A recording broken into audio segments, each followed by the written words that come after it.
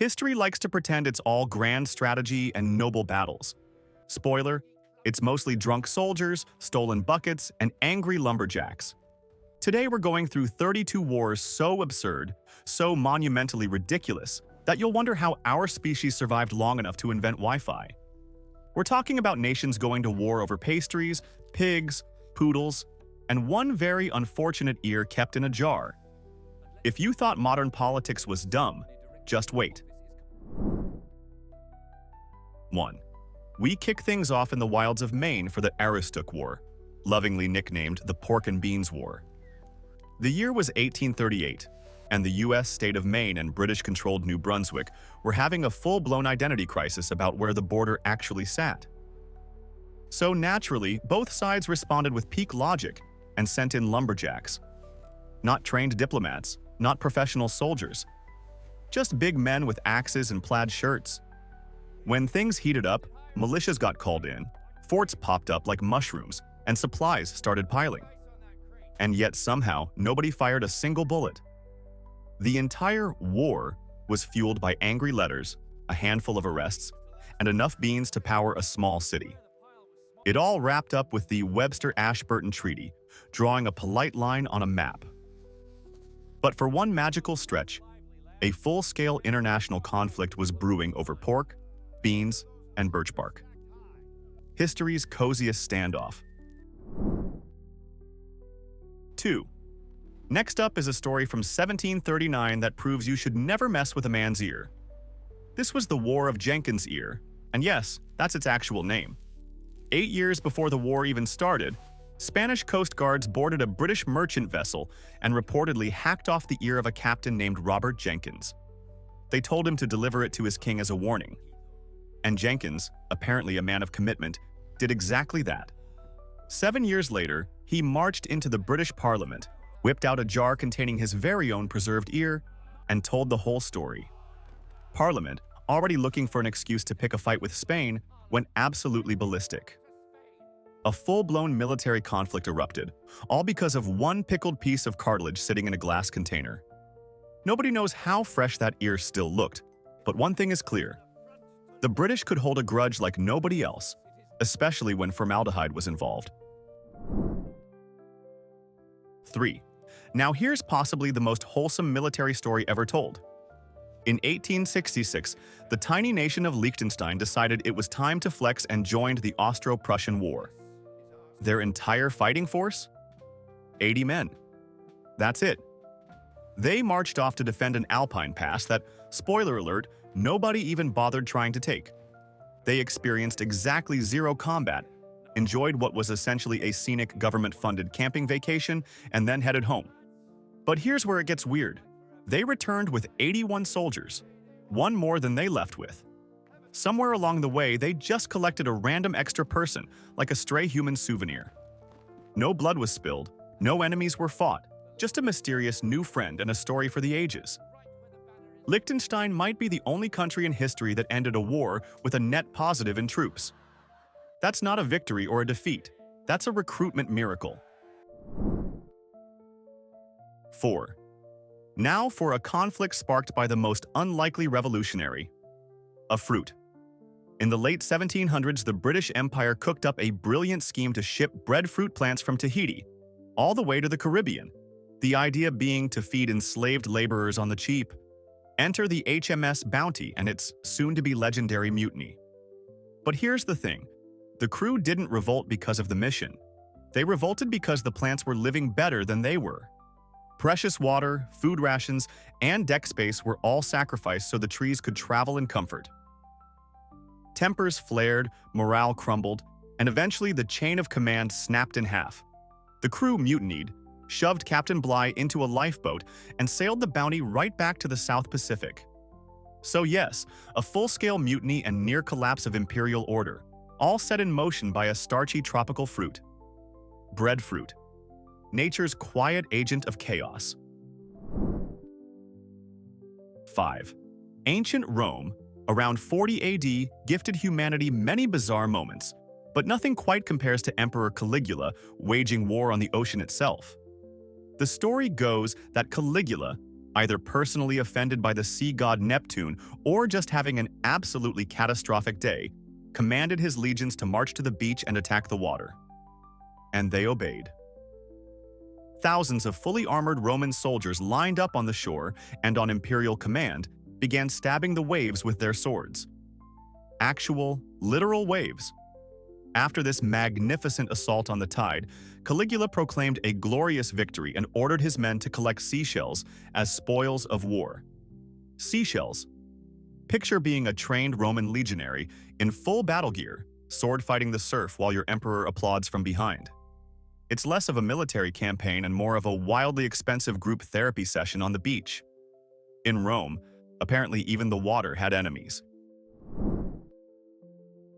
6. The year is 1212, and thousands of children across France and Germany have convinced themselves they're going to march all the way to Jerusalem and reclaim the Holy Land. Without weapons, without an army, without supplies, just raw, unshakable faith. This was the Children's Crusade, one of history's most devastating collisions of mass delusion, religious frenzy, and breathtaking adult failure. Most of these children never made it past southern Europe. Many starved along the way. Others were taken by disease. Some were captured and sold into slavery. The handful who survived straggled home years later, if they returned at all. And no, none of them ever came close to seeing the Holy Land. It stands as one of the most gut-wrenching examples of what happens when terrible ideas get wrapped in faith and desperation. Crusade? More like institutionalized child endangerment, medieval edition. 7. In 1961, the CIA decided it was time to topple Fidel Castro, and the plan was breathtakingly simple: send a group of Cuban exiles to invade the island and spark a revolution. This was the Bay of Pigs invasion, and it unraveled with the grace and precision of a house of cards in a hurricane. The intelligence was wrong, the landings were botched, and Cuban forces were wildly underestimated. The exiles were captured almost immediately. The whole operation was exposed to the world, and the United States walked away with an international embarrassment so colossal it could have filled a stadium. It was supposed to be a swift, decisive victory. Instead, it became the gold standard for how not to execute a coup. If military history ever gets its own blooper reel, this is the opening clip and the closing act. 8. In 1969, tensions between El Salvador and Honduras boiled over, and the trigger was a soccer match. During World Cup qualifiers, fan violence erupted on both sides, fueled by years of simmering political disputes and immigration tensions. When El Salvador lost, full-blown riots broke out. Days later, the Salvadoran military crossed the border. A genuine war followed, complete with airstrikes and real casualties, all ignited by a football game. The fighting raged for 100 hours before a ceasefire brought it to a halt. Both nations claimed they won, but in reality, nobody did. Except maybe FIFA, which now cites this as Exhibit A for why stadium security matters. The football war remains the ultimate proof that you should never, ever underestimate what people are willing to do when national pride meets a bad referee call. 9. Let's rewind to the medieval Mediterranean, where two Italian maritime powerhouses, Pisa and Genoa, decided they both needed to own Sardinia. Not for any logical reason, mind you, but because pride and stubbornness ran deeper than the sea between them. For centuries, these two republics launched fleets, torched ports, and clashed on both land and water, over and over and over again. The island switched hands so many times it might as well have come with a revolving door. One decade Pisa had it, the next Genoa grabbed it back. There are accounts that they even tried stealing each other's churches, brick by brick, just to make a statement. The actual Sardinians? They mostly sat back and watched the whole circus with a mixture of exhaustion and contempt. It was a war built entirely on pride, stubbornness, and mutual pettiness, served Mediterranean style. 10. In 1325, two powerful Italian city-states, Bologna and Modena, plunged into a deadly conflict over a wooden bucket. Not a metaphorical bucket, not a symbolic bucket. A real, physical, you-can-hold-it-in-your-hands bucket. The Modenese allegedly swiped it from a Bolognese well, and Bologna, gravely insulted, demanded its return. Modena's response was essentially the medieval version of "come and take it." What erupted next was the Battle of Zappolino, a very real and very bloody confrontation that left thousands dead. Over a bucket. A container designed to hold water. And the best part? That exact bucket is still proudly displayed in Modena today, sitting in a cathedral tower like a war trophy from humanity's pettiest conflict. It's a timeless reminder that pride can outweigh common sense, and that medieval Italians were absolutely willing to die for the honor of their kitchenware. 11. Time to get sticky. In 1839, the state of Missouri and the Iowa Territory came dangerously close to armed conflict over a strip of land loaded with honey-producing trees. Missouri laid claim to the area and sent in tax collectors. The locals told them to get lost. Iowa backed them up with enthusiasm, and both sides mobilized their militias. Armed men actually lined up along the border, fully prepared to fight over the rights to some bees and their sweet output. To make things worse, somebody went ahead and chopped down the trees to steal the honey, which cranked the tension up another notch. Newspapers went absolutely wild with every bee pun imaginable. Eventually, cooler heads won out, and the Supreme Court drew a proper boundary line. But for one gloriously absurd moment, Americans were genuinely ready to go to war over nectar. It might be the only time in recorded history when "too sweet to handle" was treated as a legitimate security threat. 12. Here's one that's genuinely hard to believe. In 1778, right in the thick of the American Revolution, Patriot forces hatched what they considered a genius plan to destroy British ships docked in Philadelphia. The strategy? Pack barrels full of gunpowder, set them floating down the Delaware River, and pray they'd slam into British vessels and blow them sky high. This became known as the Battle of the Kegs. The reality was far less glorious. Most of the kegs just drifted around aimlessly, doing absolutely nothing. A few went off. The rest bobbed along like the world's most disappointing fireworks display. British soldiers, however, completely lost their minds and started blasting cannons at every floating barrel in sight, terrified they were being outsmarted by explosive beer containers. Not a single ship was destroyed. But the Americans did win something arguably better: public relations gold. They turned the whole fiasco into a popular song. So while it was a total military failure, it was a smash hit in the entertainment department. Explosive disappointment never had such a catchy tune. 13. In 1883, a tiny Spanish village called Lisar decided it had seen enough. French citizens in Paris had allegedly insulted the visiting Spanish king Alfonso XII, and the people of Lisar were not having it. The mayor called an emergency town council meeting, and with the full backing of all 300 residents, officially declared war on France. France, predictably, did not notice. No troops were deployed, no weapons were raised, no shots rang out. For a full century, this war remained technically active, existing entirely on paper and in the proud hearts of Lisar's citizens. Finally, in 1983, the village formally declared peace. They hadn't committed a single act of aggression, but they had absolutely made their point. It's quite possibly the only war in history fought with zero firepower and 100% raw national pride. Small-town diplomacy through sheer dramatic gesture. 14. Welcome to Mexico City, 1838. A French pastry chef by the name of Monsieur Remontel filed a complaint claiming that Mexican soldiers had trashed his shop years prior, destroying his precious baked creations. His demand? 60,000 pesos in damages, an outrageous sum even if every pastry in that shop was dusted with gold.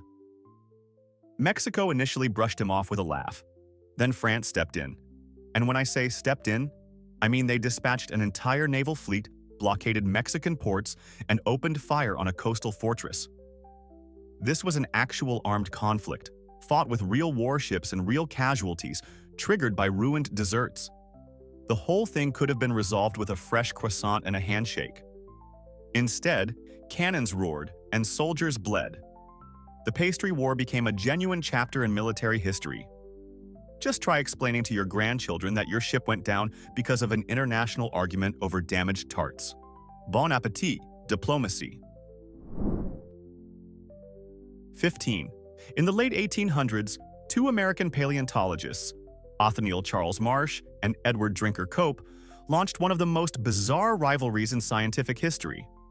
Not with weapons, but with shovels, massive egos, and a truly stunning amount of sabotage. This was the Bone Wars. These two men despised each other so deeply that they would actually destroy valuable fossils just to keep them out of the other's hands. They bribed excavation workers, planted false accusations in the press, and even named new dinosaur species purely to insult one another. Their rivalry pushed paleontology forward by decades, but also obliterated countless irreplaceable specimens in the process. Imagine bankrolling entire expeditions into the wilderness specifically to blow up your rivals' discoveries. It was equal parts science and petty soap opera. Jurassic-level pettiness, partially funded by the Smithsonian. And it was every bit as dramatic as it sounds. 16. Let's travel to 1859 and the gorgeous San Juan Islands, a place so beautiful that both the United States and Britain wanted to claim it. Living there was a farmer named Lyman Cutler, who owned a modest potato patch. One fateful day, a pig belonging to a British settler wandered into that patch and started feasting on his crops. After one too many root vegetable raids, Cutler lost his patience and shot the pig dead. And just like that, an international crisis was born. Both nations mobilized troops. Warships were positioned. Diplomats broke into a cold sweat. All over one single pig. The entire Pacific Northwest briefly teetered on the edge of a ham-fueled military confrontation. Thankfully, the only casualty in the end was the pig itself, and a German mediator helped broker a peaceful resolution. But for one tense stretch, the fate of an entire region hung on the bacon-wrapped back of one spectacularly unlucky farm animal. Talk about hogging the spotlight. 17. Now, to the Greek-Bulgarian border in 1925 for what might be the most dramatic game of fetch ever played. A Greek soldier was out near the frontier walking his dog when the animal suddenly sprinted across the border into Bulgarian territory. The soldier chased after it and was fatally shot by Bulgarian border guards. Greece, justifiably outraged, issued a stern ultimatum, and when Bulgaria didn't comply fast enough, launched a full military incursion. A real armed conflict, triggered by a runaway dog. It became known as the War of the Stray Dog because apparently history has a twisted sense of humor. The League of Nations had to intervene to calm both sides down, presumably while staring at everyone involved and asking, "You cannot be serious right now." Nobody ever found out what happened to the dog, but one thing is certain. It kicked off one of the furriest diplomatic disasters of the 20th century. 18. Let's jump to 1986, deep in the Chadian desert, for the Toledo War, a name that sounds like a corporate lawsuit but was a very real armed conflict. Chad, drastically outgunned and under-equipped, was squaring off against Libya's heavily armored military machine. You'd expect a tank versus tank showdown. But Chad had a different idea entirely. Modified Toyota pickup trucks. Fast, cheap, and devastatingly effective. They bolted anti-tank weapons onto the truck beds and used their speed to run circles around Libya's slower armored columns. And it worked spectacularly. They absolutely demolished Libyan armored divisions, completely rewriting what lightly armed can accomplish. It's probably the only modern conflict where an automobile manufacturer deserves a military commendation. Never ever underestimate a Toyota Hilux with something to prove. 19. Now for the Whiskey War, a decades-long territorial dispute between Canada and Denmark over a barren chunk of Arctic rock called Hans Island. Nobody lived there. It had no resources. It was essentially a frozen lump in the middle of nowhere, but both countries wanted it desperately. So whenever one side paid a visit, they'd tear down the other's flag, plant their own, and leave behind a bottle of their national booze, Canadian whiskey, or Danish schnapps. This gloriously passive-aggressive game of capture the flag with complimentary alcohol continued for nearly 50 years. Nobody was injured, not a single shot was fired. Just two nations politely trolling each other with liquor on a frozen rock. In 2022, they finally agreed to split the island down the middle. It might be the most civilized territorial dispute in all of human history. Cheers. 20. In 1667, Louis XIV of France decided to invade the Spanish Netherlands, and his justification was spectacularly flimsy. He cited an obscure inheritance law called devolution, which basically argued that his wife was entitled to the territory because her father had died. It was a legal technicality so dusty that maybe 5 scholars on the entire continent even understood it. But Louis figured it sounded official enough, so he sent in the army. What followed was the War of Devolution, a short and relatively mild conflict, but one born entirely out of royal ego and some incredibly fine medieval print. It's basically the equivalent of declaring war because you didn't like the terms of a will. France flexed, Spain fumed, and the rest of Europe collectively sighed. Turns out, "my wife deserves it" has been a terrible argument for a lot longer than the internet has existed. 21. In 1839, Missouri and the Iowa Territory nearly went to war over something that would make Winnie the Pooh lose his mind. Honey. A patch of land thick with honey-producing trees was claimed by both sides, and neither was willing to share. Missouri tried taxing the people living there, and Iowa responded with the frontier equivalent of, "Those aren't your bees and those aren't your trees." Things escalated fast. Both sides actually called up their militias, meaning armed men were mobilized over something you put on toast. For a few incredibly tense weeks, rifles were loaded and tempers were boiling. Mercifully, no shots were fired, and the Supreme Court eventually stepped in to draw the line, acting as the legal equivalent of a spray bottle on 2 fighting cats. But for one sweet chapter of American history, it genuinely looked like war might erupt not over oil, territory, or politics, but because 2 neighboring regions really wanted the same sticky breakfast condiment. 22. In the late 1500s, the city of Cologne got dragged into a full-blown war over something shockingly personal: a wedding. The Archbishop of Cologne, one of the 7 most powerful electors in the Holy Roman Empire, decided to convert to Protestantism and, even worse in the eyes of Rome, get married. The Catholic establishment was horrified. Religious reform was one thing, but a bishop choosing love over celibacy? Absolutely unacceptable. What followed was an actual war. Armies mobilized, cities went up in flames, and blood was spilled, all because one man in a holy office chose a wife over a vow of loneliness, and Rome threw a continental tantrum about it. It's probably the only conflict in history where the phrase "shotgun wedding" applies to an entire region. The moral of the story: never underestimate how far organized religion will go to block someone from having a honeymoon. 23. In the early 1900s, somewhere in the upper echelons of German high society, 2 aristocratic women got into a vicious feud. The cause? Their poodles. One woman accused the other's dog of, shall we say, indecent public conduct, likely involving inappropriate sniffing in all the wrong places.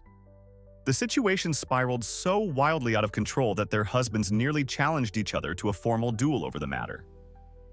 Grown men, armed and serious, preparing to risk their lives to defend the honor of a dog.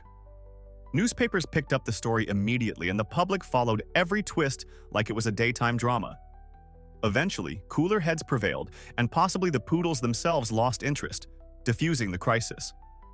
But for one brief, magnificent moment, Germany stood on the brink of what can only be called the Poodle War. Absolute proof that high society is not even remotely immune to low-stakes insanity. 24. In 1835, the United States had a domestic standoff that nearly escalated into actual bloodshed, and the combatants were Ohio and the Michigan Territory. The prize?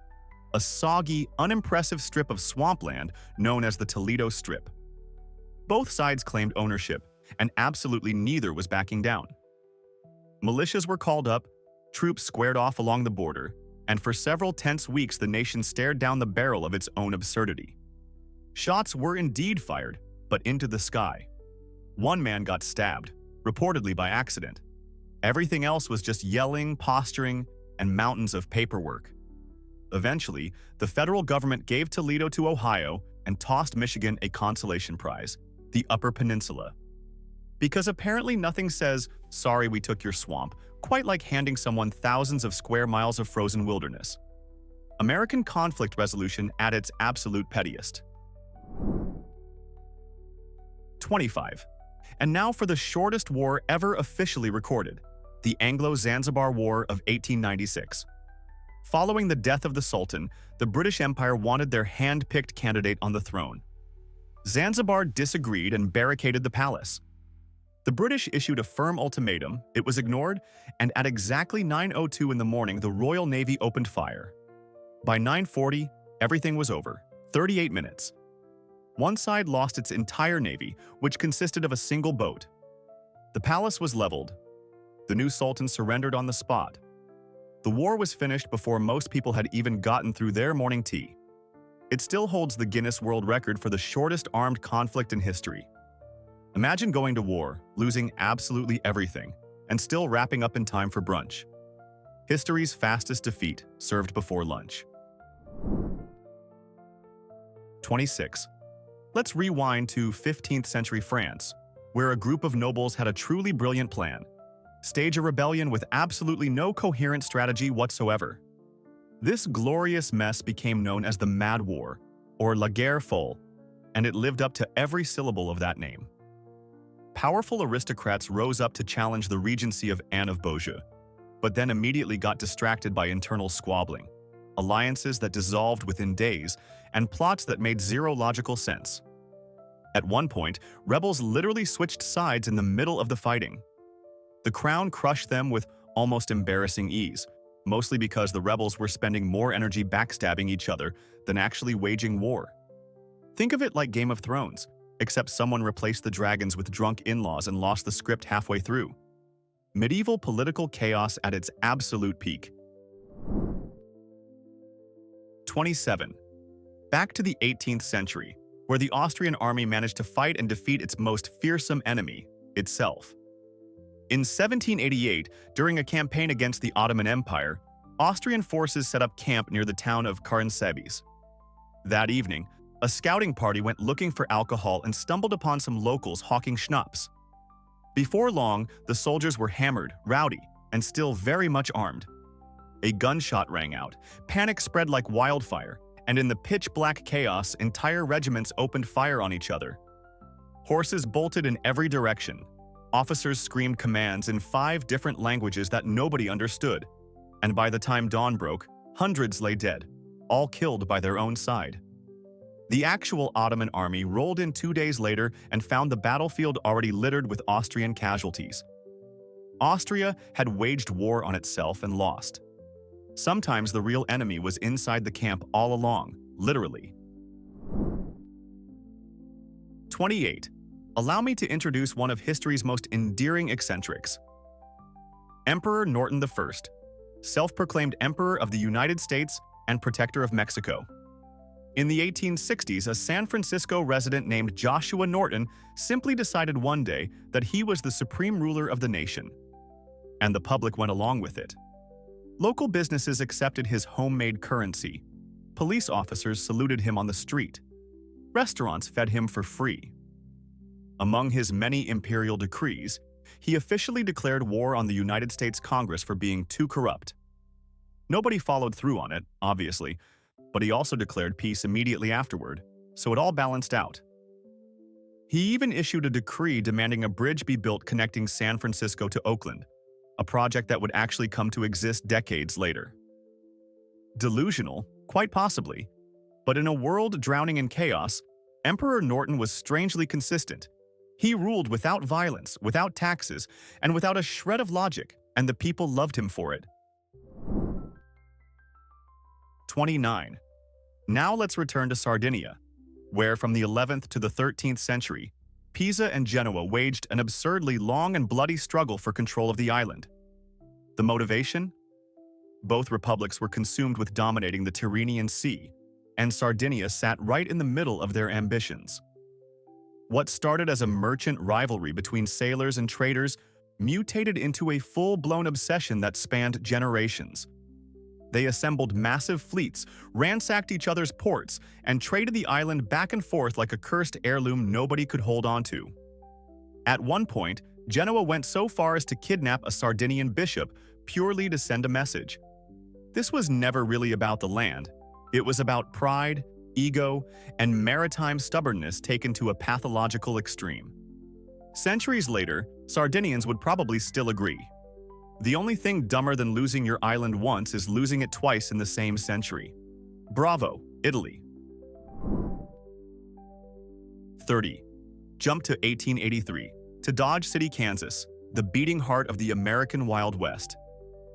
The place was already chaotic on its best day, but the Dodge City War managed to crank the absurdity to a whole new level.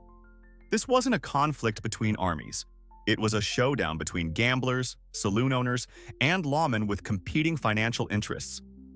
On one side stood Bat Masterson and Wyatt Earp, genuine legends of the frontier. On the other, the local mayor and his loyal crew of enforcers. There were standoffs, dramatic arrests, legal maneuvering, and enough theatrical posturing to fill a Broadway stage. But nobody actually shot anyone. Eventually, the governor had to step in and essentially tell everyone to stop playing cowboy and go home. The whole affair was less about justice and more about who got to control the town's gambling halls and whiskey supply. Peak Western capitalism in action. 31. Iceland versus the United Kingdom. Not in Eurovision, but in the freezing waters of the North Atlantic over fish. From the 1950s through the 1970s, the Cod Wars raged as Iceland kept expanding its fishing boundaries, and the UK flat out refused to recognize them. British trawlers kept hauling in cod, Icelandic patrol boats tried to chase them off, and what followed was a decade-spanning showdown of net slashing, ship ramming, and the most intense diplomatic fish slapping in history. Nobody ever officially declared war, but tempers were shattered and hulls were battered on both sides. In the end, Iceland prevailed and secured exclusive fishing rights over its waters. It might be the only conflict ever where victory was tallied in tons of haddock. Tense, absurd, and spectacularly fishy from start to finish. 32. It's 1900 in what is now Ghana, and the British Empire decided to do what it did best: demand ownership of something sacred that was absolutely none of its business. The Ashanti people possessed the Golden Stool, a deeply revered symbol of their nation and spiritual identity. The British governor, in a breathtaking display of colonial cluelessness, formally requested to sit on it. This was not furniture. It was believed to contain the very soul of the Ashanti nation. The Ashanti, as you might imagine, did not take this request kindly. They rose up in armed resistance, and the ensuing conflict became known as the War of the Golden Stool. The British were eventually forced to retreat, thoroughly humbled, and the stool was hidden away for safekeeping. Let that stand as an eternal lesson. Not every seat is meant for sitting, especially one that literally holds a people's soul. So there you have it. 32 wars that prove humanity has never needed a good reason to start a fight. Stolen buckets, dead pigs, runaway dogs, pastry disputes, and one very questionable request to sit on someone's sacred throne. History isn't just stranger than fiction, it's dumber. Now here's a question for you. Which one of these wars do you think is the absolute dumbest? Drop your answer in the comments because honestly, this one's impossible to agree on. If this video entertained you, smash that like button and subscribe so you don't miss the next round of historical insanity.